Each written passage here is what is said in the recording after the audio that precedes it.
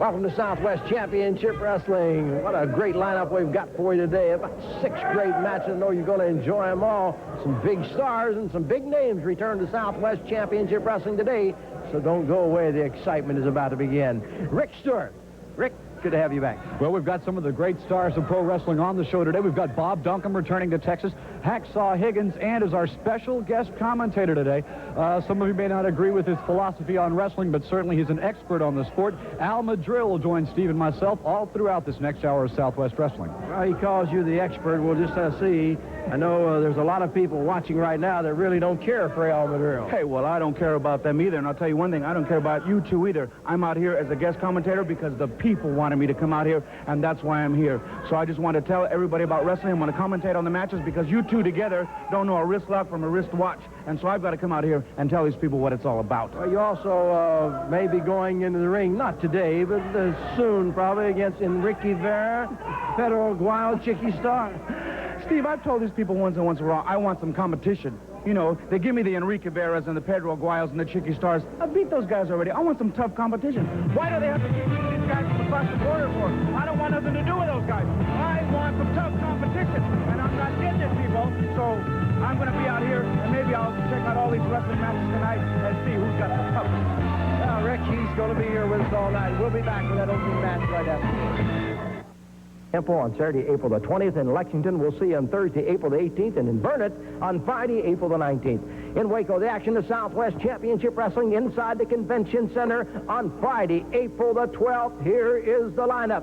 The main event, an Indian strap match. It's the Colonel, Buck Robley, in the ring against the Indian Chief, Wahoo McDaniel. In a no disqualification match, Al Madril will meet Chicky Starr. Mr. Pile Driver, Bob Sweetan against Diamond Timothy Flowers. Lord Humongous, 6'7", 310 pounds will be there. Plus, you'll see Dennis Goulet, the French Canadian, for the first time, and Frankie Lane, and much, much more. Advance tickets on sale at Marcy's Hamburger. That number 799-9992. And the action is Friday, April the 12th, 8 o'clock at the Convention Center in Waco. Al Madril, no disqualifications. You against Chicky Starr. Steve, do you realize what no disqualification is? Does Chicky Starr realize what? Do the fans realize what it is? That means I can do anything I please. I can bring anything I want in the ring. I might even bring these nice little spurs here and run them right across Chicky Starr's forehead, his arm, his leg. I don't really care. No disqualification. That means, Chicky Starr, you can't cry like a little baby anymore.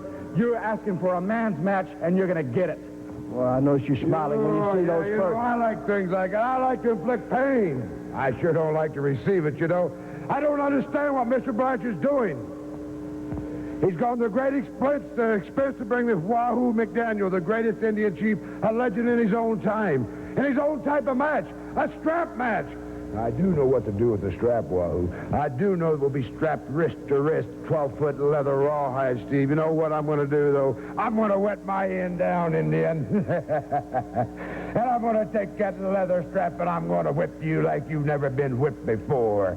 Right now, the bell sounds. It's Patterson against Chicky Starr, and Chicky is coming out with that belt on, Rick. Well, he's the new United States junior heavyweight champion. He won that title from Ron Sexton in a very, very tough match, but certainly for him to have that strap back around his waist means a lot to him, Steve. Well, Al Madril, I know you saw Chicky Starr walk out with the USA junior heavyweight title belt.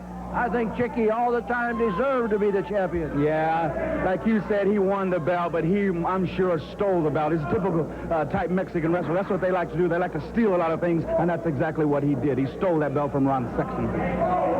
Well, it's Al Madril, and Rick, I know we got to be patient because he's going to be here with us for this hour as we watch Dusty Patterson with that armbar on Chicky Starr. Well, of course, Chicky Starr and Al Madril have had their differences in the past. You got to hand it to Chicky Starr, though, Steve. He's going in against a guy that's certainly not a junior heavyweight in Dusty Patterson, but that's the kind of guy Chicky Starr is. You know, he's not afraid to get in the ring with anybody, no matter what the weight advantage is. Well, Patterson holding on from in behind, has that wrist locked right around the nose.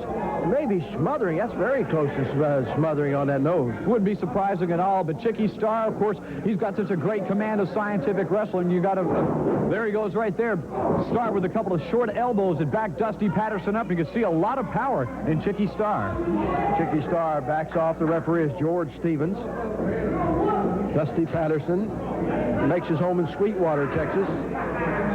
Armbar, left arm. A lot of pressure on the shoulder. We've got to see a little strategy here now out of Dusty Patterson. I know it's been said, wait a minute, Chicky Starr taking that arm lock, using it to his own advantage. A good kip up over Dusty Patterson. Right now, I don't think Dusty knows quite what to make of it. He's holding that back as he comes out of that corner as Chicky Starr makes some exciting moves in the ring. Chicky Starr hasn't made an exciting move in his whole life. I would like to wrestle this man again so I can show him in front of all these people that are listening and watching right now that he's nothing. He's been beat so many times. I beat him so many times. It's incredible. That's why they brought all these Mexican stars from across the border. Why don't you say something about that, Rick? It's true, isn't it? Well, the competition here, sir, no matter where they come from across the United States or in foreign countries, I think you'll find in the next couple of weeks is going to be absolutely phenomenal. Well, I'll tell you what. You put these guys against me. Now, let's watch a move here that Chicky's going to make. Let's see how great he is here. Well, you're listening to Al Madril as Dusty Patterson. Wasn't that a great move? You like that. I was just going to say that. Great move that was. He tripped the guy. He tripped Chicky's leg. And down he went. And, of course, Chicky's crying, saying that he pulled his hair. You didn't see the hair pulling. That's the way we're going to have to look at Al Madril, I can tell. There goes Chicky down again, worked away from us. So it may have been another hair pulling, Rick. Well, some of the fans at ringside are certainly complaining about it. Chicky Starr keeps his composure. He goes right to a beautiful leg lock up around the upper chin area of Dusty Patterson. And you see what he's doing? He's crying to the referee. And what is George Stevens? He's a Mexican. So there's a Mexican referee. Now, how can that be partial? How can that be partial? Well, let me say this. I noticed one difference. When you walked out here, everybody booed. When Chicky Starr walked out here, everybody cheered. Wait a minute, Steve. I don't even want to talk to you. That won't. Well, certainly Mr. Madril has got the general drift of where the fans think he stands when he made his appearance today on Southwest Wrestling. Later this hour, you're going to be seeing a lot of great matches, including stars like Rick Gibson. Pat Rose is here. The Maoris, of course, the Southwest Tag Team Champions, and many, many more. Plus, we'll be telling you about some great stars that even now, promoter Joe Blanchard is bringing on their way to the Southwest area. I want to mention now, one quickly, as we watch Chicky try to get out of this, he does with an elbow. All the fans in the Golden Triangle area, Port Arthur and Beaumont, in Orange, Texas. One of the great black professional athletes in professional wrestling is coming back to that area, and let's tell him who it is. Right now, Tiger Conway Jr. is under contract and on his way back for Southwest Championship Wrestling. One of the greats. Tiger was here a couple of years ago when I was here, and it'll be a big pleasure for me, I know, and for all the fans at home to get a chance to see this phenomenal athlete once again here on Southwest Wrestling. Dusty Patterson tries to pull that arm out of that shoulder. Now Chicky reverses it, comes up with a twist in that arm as the referee George Stevens checks it all out, makes sure it's okay, as Chicky really has the arm locked tight, and then he throws that elbow. It meant so much to Chicky Starr when he lost the United States Junior Heavyweight Championship, Steve. He's been kind of under a cloud ever since. He had to prove to him, not only to himself, but to the fans, that, of course, that he could hold a major title like the United States Junior Heavyweight Championship. And now that he's got it back around his waist, and we're seeing a little more confidence, a little more self-poise in Chicky Starr. And, of course, as Dusty Patterson's been finding out, this man can go with the best of them, especially if you choose to go with the scientific method. Chicky Starr with a headlock. Patterson picks him up, but Chicky holds on, and Chicky goes with the flow, and Chicky comes up with the headlock as he has Patterson down on the mat. Referee George Stevens closely checking. Patterson rolls him over in a small package. Probably, we couldn't see it from our angle, but since the referee disallowed the pin, I'd say he might have had control of the tights. Now he has the shoulders of Chicky Starr down. He was holding the tights. Of course, the referee right in on the action, and no matter Mr. Madril's opinion of the officials here at Southwest Wrestling, referee George Stevens doing an excellent job controlling the action, especially for two men who are this close to the ropes. Oh, sure, yeah, but whose side has he been sided on all night long? Chicky Starr, because those type of guys, they stick together. And I don't go for that. Next time I get in the ring, I don't want that George Stevens as my referee, and I'm going to talk to Joe Blanchard, the promotion, about that. Now it's Al Madril. Now he's complaining about... Okay, now there's right. Now you tell me that's fair? He's hitting him with a closed fist. So what does the other man have to do? He's got to fight fire with fire. Now there's proof right there to all these fans. Well, Dusty Patterson comes out kicking out of that corner. Chicky Starr gets an elbow to the top of the head. Chicky whips him into the ropes. Drops down over the top. Went Dusty. Here they come. Oh, cross body block. Patterson's down, and he gets him. 1, 2, 3. It's all over. And a big win for the United States Junior Heavyweight Champion Chicky Starr today here on TV. You know he's got to be proud with a win like a man over Dusty Patterson. Madril is furious. See how the guy by the trunk. See how the guy by the trunk. Stay tuned, because we'll be back with another exciting match right after this.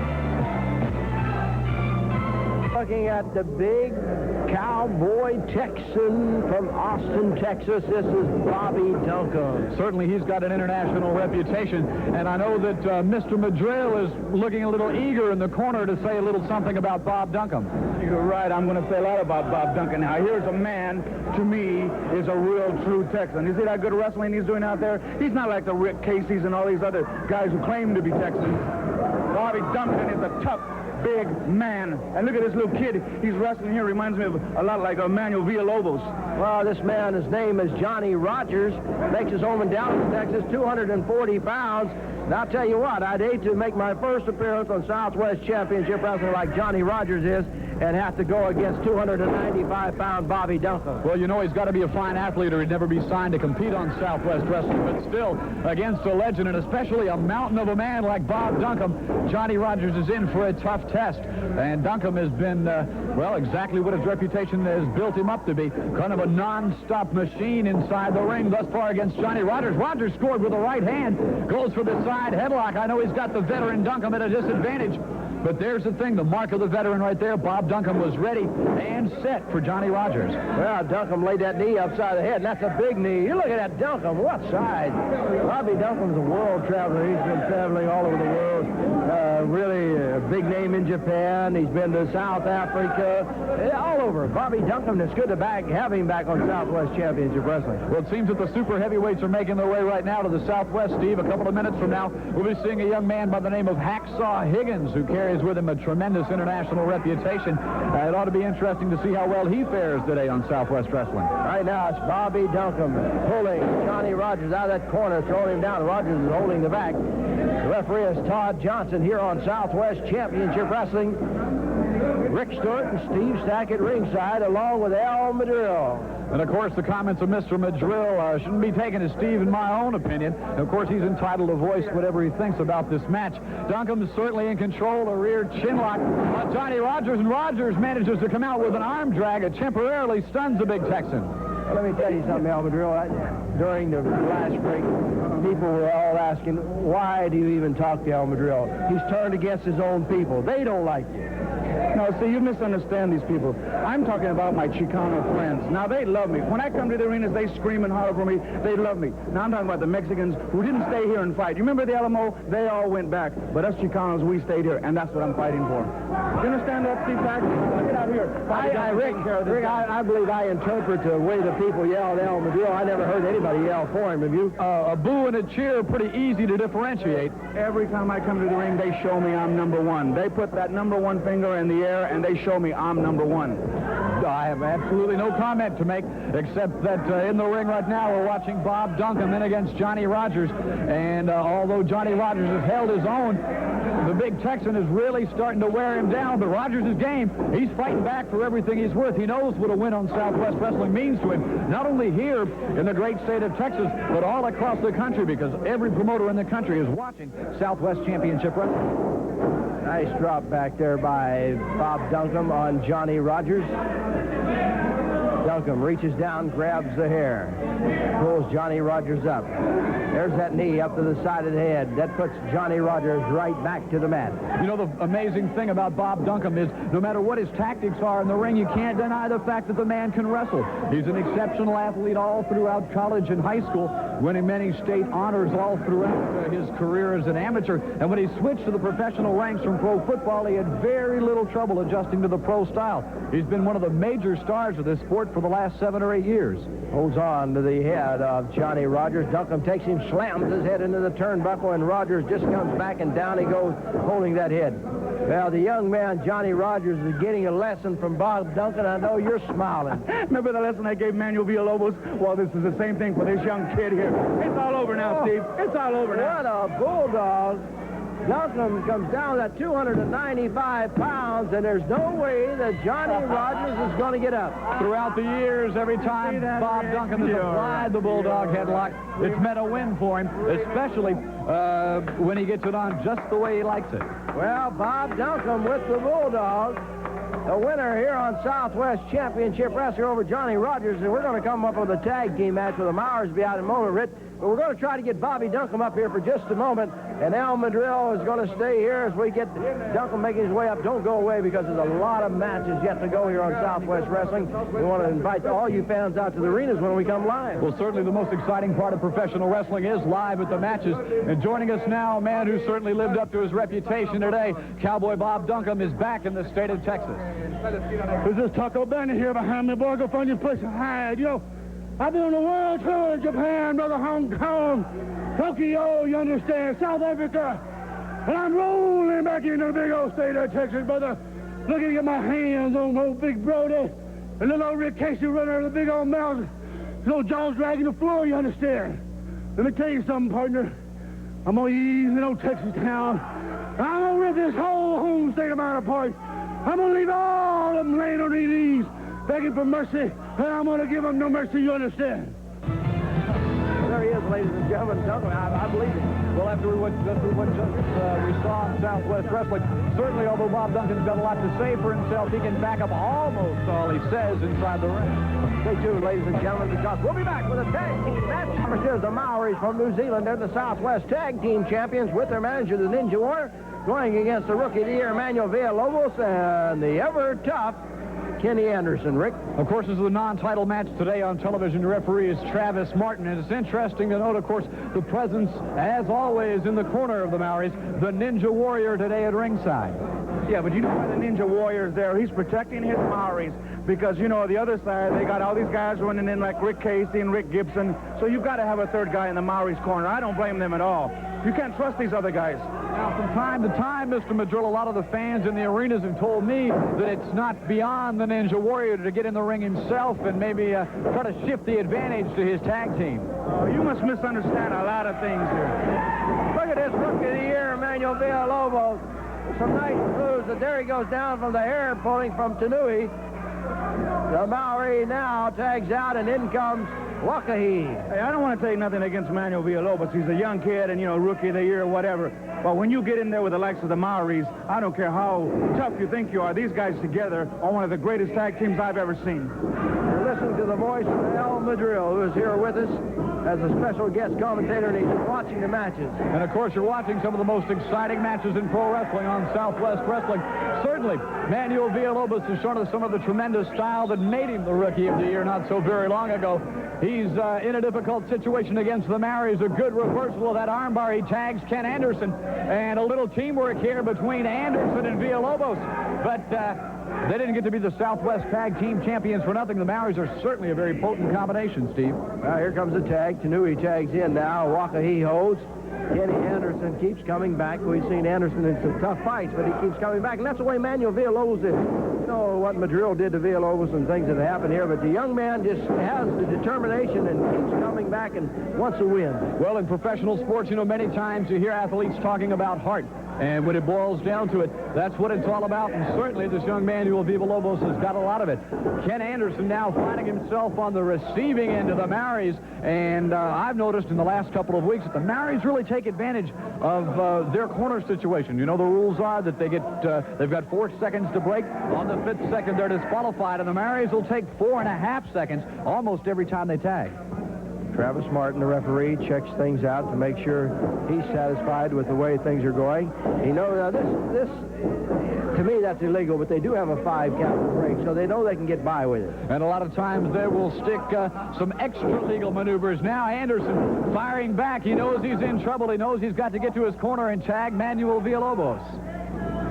I'll tell you what, you know, this is a mismatch if I've ever seen one. Why doesn't Rick Casey and Rick Gibson sign a contract against the Maoris and get in there? Of course, they won't do it. You know why? Because they'll go down just like the rest of them. The Maoris are the greatest tag team around here. I don't see your name on the contract to wrestle tonight. Why doesn't Al Madril? I mean... Hey, Steve, now you got to understand this. You know, I'm a very busy man. You know, you were even lucky to have me down here to do some commentating with you. I was busy going out of town, you know, but I said, you know, you guys, the money you're paying me to stay here, that's why I came down here for. With that big money that I get coming down for TV.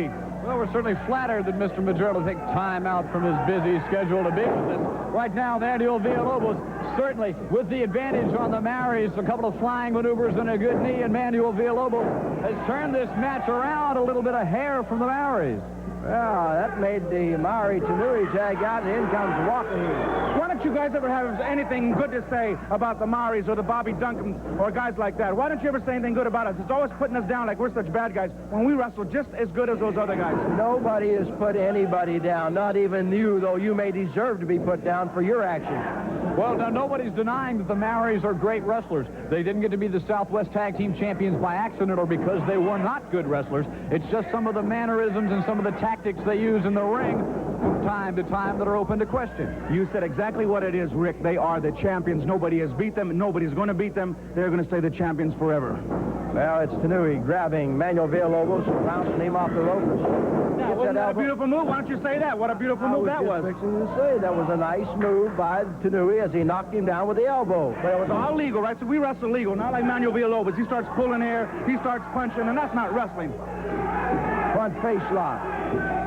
Tanui holds on. And certainly somewhere along the line, the Ninja Warrior has incorporated some scientific aspects of the sport into his team, the Maoris. How much he was able to break through the language barrier and certainly the cultural barrier that the Maoris live under, and how much sunk in of his training, you never can tell.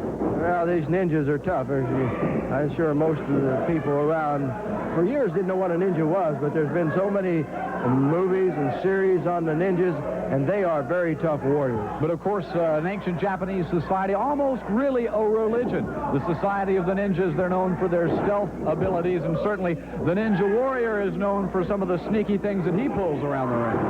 Slams ahead of Villalobos into the knee of the other Maori outside the ring, who is now tagged in. That's Tanui. You're watching Southwest Championship Wrestling. Anderson tried to duck away from that drop kick, but the force of the power of the Maoris just literally collided on his chest as he slinked to the mat. The Maoris still completely in control of this match, tagging in, tagging out, of course, all the basic aspects of tag team wrestling, and you can see from the look on their face that they think they have this Ken Anderson in a very serious situation. Well, Travis Martin counting Anderson back in. Walker, he has him. What's he going to do with him? Knocks him down with a forearm, puts the boots to him. And now the Maori setting his man a fireman's carry, drives back into that suplex that has become so well known with the Maoris. Kenny Anderson having all of his vertebrae jammed against the mat, plus the 250 or 60 odd pounds of the Maori coming in behind him. A good attack from his partner, a lateral press. And honestly, Steve, I don't think Ken Anderson knows quite where he is inside the ring right now. Going for a suplex. It's Tanui bouncing off the rope, really puts him down. Let's see if he pins him this time. Villalobos kicks him off again. Now here comes Walkie. And of course, Manuel Villalobos knows his partner is in trouble. Referee Travis Martin keeping a close watch on the action as he can. Watch this right here. Now they've got 4 seconds. This maneuver become the trademark of the Maoris. And, Ken, I don't see how anybody could get up after a blow like that, Steve. Villalobos is coming in, but he's got to... that wasn't a great, no great move there. It was perfectly legal. Well, everything they do is perfectly legal, and they're the winners. The Maoris winning here on Southwest Championship Wrestling. Stay tuned, because we'll be back with Hacksaw Higgins right after this. Corner takes on Oliveras here on Southwest Championship Wrestling. Well, Steve, for the last 2 weeks, Silky Slim Johnson has brought 2 incredibly large individuals out here on Southwest Championship Wrestling. Of course, the Lord Humongous, who made a tremendous impression on fans and actually will be wrestling live on television next week. And now we see a 295-pound wrestler in the person of Hacksaw Higgins, who, as Mr. Madril well knows, brings with him a tremendous reputation. As a matter of fact, he just got off a 6-week tour of the Orient. I'll tell you what, I love Southwest Wrestling because they bring the biggest and the greatest wrestling stars all over the world. He are the toughest wrestlers ever. Now look at that, picking up that man like nothing. You see what I'm talking about? Now look at Oliveras with a drop kick. Whoa, did he throw him up? Wow. But did you see that move? He did it behind his back, Steve Stack. Why didn't he do it in front of him like a man should? No, of course not. That wouldn't happen. What's his last name? Oliveras says it all. He certainly caught Hacksaw Higgins by surprise, and I think all he did was manage to enrage the big man. He's gone right straight after Saul Oliveras. A beautiful high suplex. He must have been 6 or 7 feet up in the air, Steve. Oh, he liked to put the lights out in the top of the TV studio here. Hacksaw Higgins. My first look at him, he is impressive. A double underhip suplex, and now a high leg drop on Sal Oliveras. This man is certainly taking complete control of the match thus far. Here with us from Mobile Hi-Fi's, Joe Calvi. That's right. He's taking complete control of the match, and, you know, we take complete control when it comes to giving away good stereos at all these great matches. April 13th, we're going to be out there at the arena because Southwest Championship Wrestling is going to be there, and Mobile Hi-Fi is going to have some great stereos to give away. Well, thank you very much, Joe Calvi. Oh, there's the bell. That was a quick victory in the ring. Hacksaw Higgins. And, of course, his debut along with Silky Slim Johnson's an impressive one to say the least, Steve. There it is. Hacksaw Higgins, all 295 pounds of him, the winner here on Southwest Championship Wrestling. Stay tuned because it's Rick Gibson. 20th in Lexington. We'll see on Thursday, April the 18th, and in Burnett on Friday, April the 19th. In Waco, the action of Southwest Championship Wrestling inside the Convention Center on Friday, April the 12th. Here is the lineup.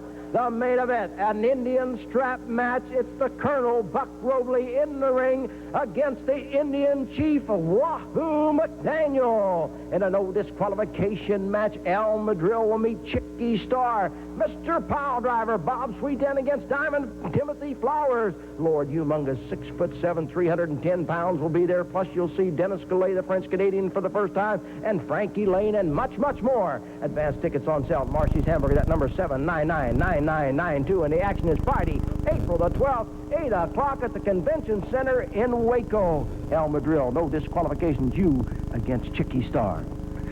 Steve, do you realize what no disqualification is? Does Chicky Starr realize what? Do the fans realize what it is? That means I can do anything I please. I can bring anything I want in the ring. I might even bring these nice little spurs here and run them right across Chicky Starr's forehead, his arm, his leg. I don't really care. No disqualification. That means, Chicky Starr, you can't cry like a little baby anymore. You're asking for a man's match, and you're going to get it. Well, I notice you're smiling when you see those spurs. I like things like that. I like to inflict pain. I sure don't like to receive it, you know. I don't understand what Mr. Blanchard's doing. He's gone to great expense to bring this Wahoo McDaniel, the greatest Indian chief, a legend in his own time, in his own type of match, a strap match. I do know what to do with the strap, Wahoo. I do know it will be strapped wrist to wrist, 12-foot leather rawhide, Steve. You know what I'm going to do, though? I'm going to wet my end down, Indian. And I'm going to take that leather strap, and I'm going to whip you like you've never been whipped before. Two of the fastest rising up-and-coming stars, Rick Gibson and Pat Rose, and Rose slaps Gibson open-handed across the face, and out. They made a mistake in the temper of Rick Gibson up. Here comes Gibson catching Rose, knocking him down. Gibson comes over, grabs him by the hair. Hair, right. And you said that exactly right. Fixing by up the his hair. Right. Al Madril, our special guest commentator. That's right, Steve. You probably got a main event match here in the ring right now. Well, I'm going to put my money not on Ricky Gibson. That's for sure. Rose all the way. Rick Gibson now, after returning the favor of the slap across the face to Pat Rose, Rose seems to find some kind of objection to returning to the ring. Ricky Gibson, isn't he the brother of that Trick or Treat Express, Robert Duncum? Rock and Roll Express. Yeah, well, that's what I'm talking about. I used to tell you what, when I was in Louisiana, I used to slap his brother around like it was nothing. So don't tell me this guy here is going to do me any better. Well, I don't know. Al Madril sitting here watching the match as Pat Rose outside. One thing Al Madril's got to learn is Rick Gibson is going to hear this when he watches this tape. And I don't think that as Pat Rose is finding out, Rick Gibson is one of the nicest persons you ever want to meet in person, Steve. You know, he's from my hometown, and we've been friends for a lot of years. But he's the kind of guy that as long as he's your friend, everything's okay. You definitely don't want to get him upset, or you don't want to get him mad at you. Well, Rick Gibson holding on to Pat Rose now. Referee is Todd Johnson. You're watching Southwest Championship Wrestling. I want to invite you out to the arenas. We're coming to all the great cities in Texas, in Ohio, other parts of the country, so watch for it. Southwest Championship Wrestling. And, of course, when Southwest Championship Wrestling comes, you'll be seeing some of the greatest stars in the world, including Chief Wahoo McDaniel, who is on his way back to the Southwest. He's been signed for a couple of matches. The next week here on TV, we'll be seeing Colonel Buck Robley wrestling live and in person. Bob Duncum will be back with us, and the man that we've been getting so much mail about since last week, the 310-pound Lord Humongous, returns next week here on Southwest Championship Wrestling. Learn how to wrestle. Quit using the fist, boy. Well, Al Madril's complaining about the fist. Rick Gibson is What wrong. do you have to use the fist for? You see what I'm saying? Now, how come the referee doesn't say nothing about that? Huh? No. The referee. Why don't you say anything about I will say when he throws a fist, I'll tell you he it? That's throws against the rules, isn't it? You don't break rules. I never have. Well, they throw the rule book out the window, I guess. Well, who can say? Pat Rose now, a hip lock takedown on Rick Gibson. Both men very well schooled in the amateur aspects of the sport. They both wrestled in high school. They both wrestled during their college careers. Rick Gibson, of course, making a very young entrance into the pros. He got a fabulous contract from some wrestling promoters at a very early age. Has been doing quite well all across the country since then. He's been the Georgia heavyweight champion and has held several other regional and national titles in the last couple of years. Yeah, but he hasn't wrestled Al Madril, and don't forget that, okay? I don't care how tough, collegiate wrestler he is. I could run rings around that kid. Well, a nice hip toss by Gibson as he cut Rose off the ropes. As Rose got up, Gibson got him with the arm drag, and down he goes. Well, thus far, Steve, except for the little flare-up of tempers we saw at the beginning of the match, a fairly clean match between Pat Rose and Rick Gibson. Certainly, Rose has shown us that he not only can brawl as his usual tactic, but he knows a lot about the scientific side of the sport as well. Gibson holding on to the left arm of Pat Rose. Don't forget, Chief Wahoo McDaniel is coming to Southwest Championship Wrestling. Well, it won't be, but just a week or two.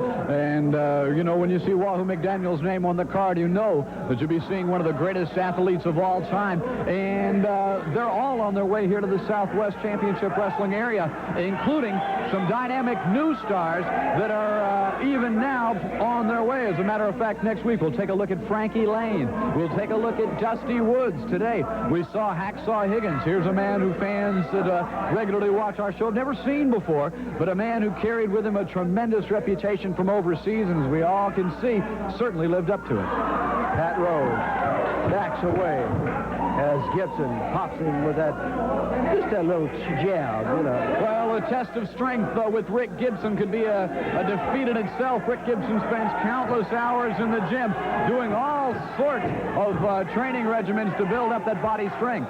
Al Madril, I just saw Pat Rose duck his head between the ropes. It's like he's had enough. He wanted to cool Rick Gibson off. No.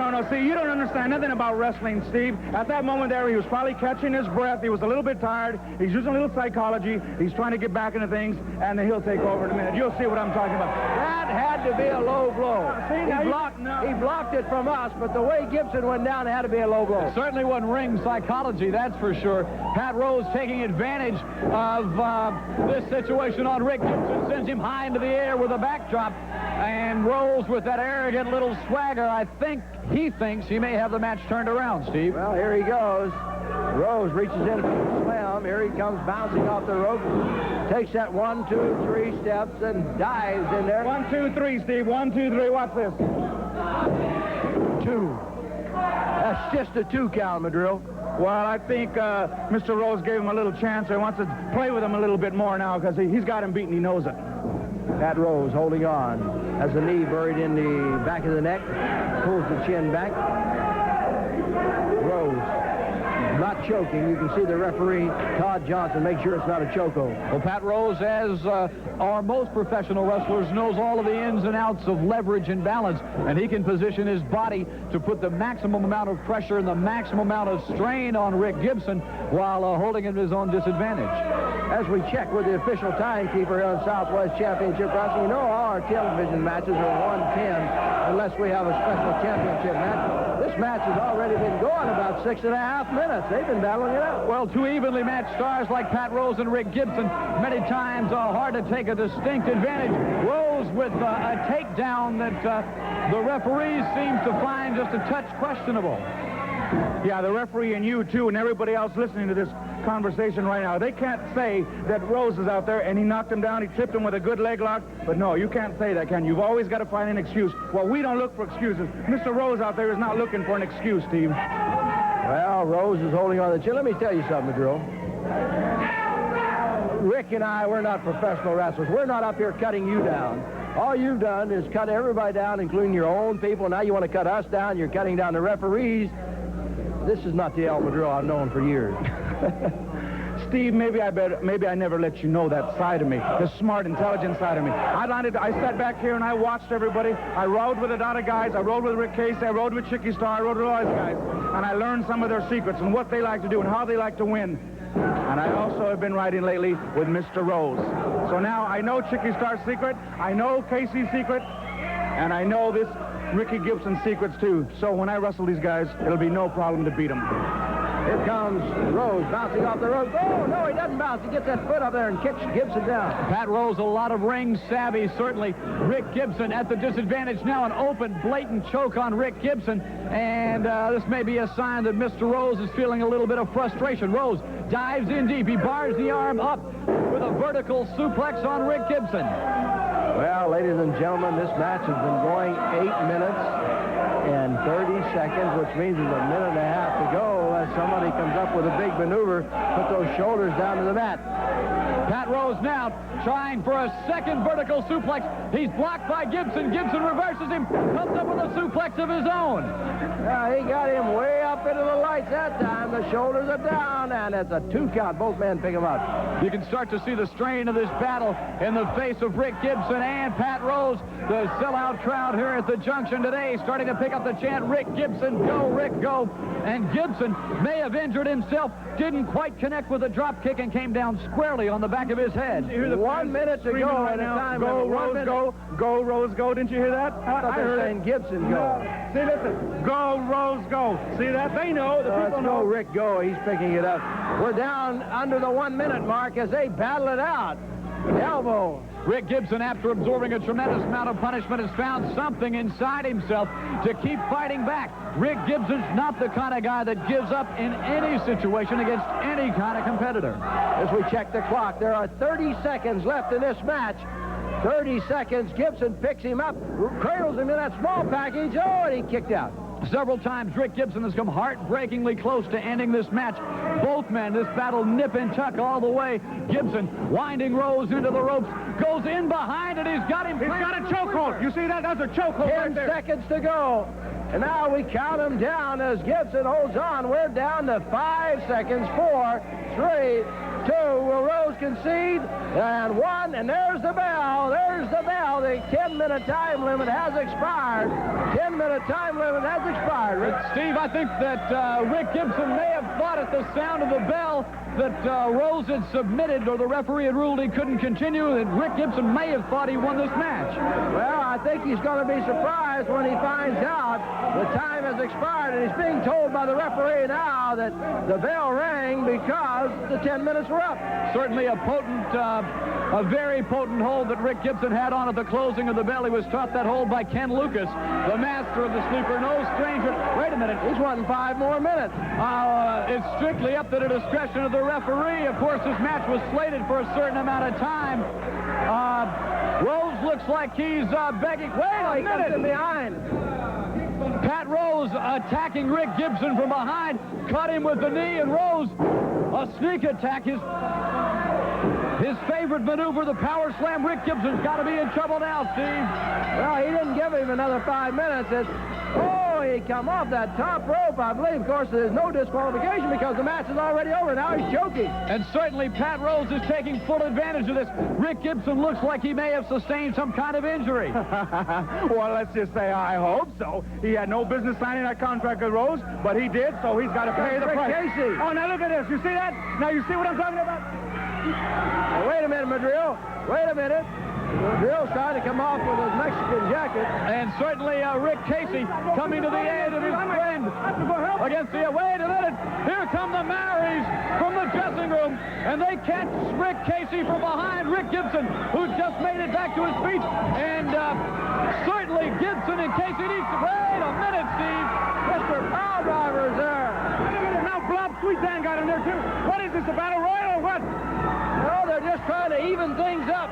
And the odds are certainly even now as Bob Sweetan, Rick Casey, and Rick Gibson take over, trying to drive the Maoris from the ring. And we've got complete and total bedlam here on Southwest Championship Wrestling. Well, it looks like Sweetan.